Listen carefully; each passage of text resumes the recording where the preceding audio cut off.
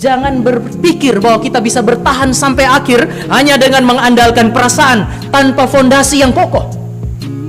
Tetapi fondasi yang kokoh itu saudara dan saya dapatkan melalui proses belajar terkait dengan kebenaran firman Allah.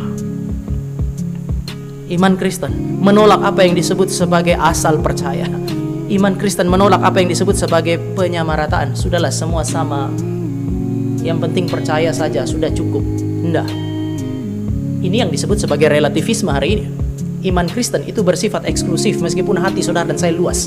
Kita bisa bersahabat dengan semua orang, kita bisa berteman dengan semua orang, kita bisa bergaul dengan semua orang. Tetapi pada saat yang sama, saudara dan saya mesti sadar, iman Kristen bersifat eksklusif, bahkan ofensif.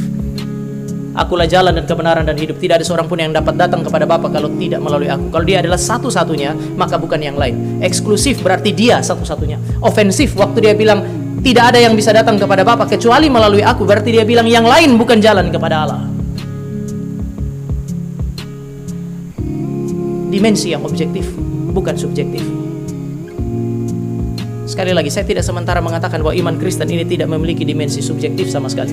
Namun hari ini saudara dan saya ada di tengah-tengah gereja yang terus menerus berbicara mengenai iman yang sifatnya subjektif, lalu kemudian mengabaikan dimensi objektif. Dan oleh karena itu, maka sampai hari ini saudara dan saya akan menemukan gereja berhenti belajar. Dia pikir Roh Kudus datang dan kemudian buka pikirannya. Saya mau tanya, Roh Kudus mau buka pikiran pun dia mau buka pakai apa? Karena ada sarana yang dia gunakan. Ada yang bilang kita cukup baca Alkitab dan kemudian semua terbuka begitu saja. Siapa yang bilang? Karena banyak orang berbicara mengenai Roh Kudus, berbicara mengenai firman Allah, namun kemudian kalau saudara dan saya memperhatikan apa yang dia bicarakan, tidak menunjukkan ada pengertian yang dikerjakan oleh Allah Roh Kudus. Ini persoalan yang besar dalam gereja hari ini.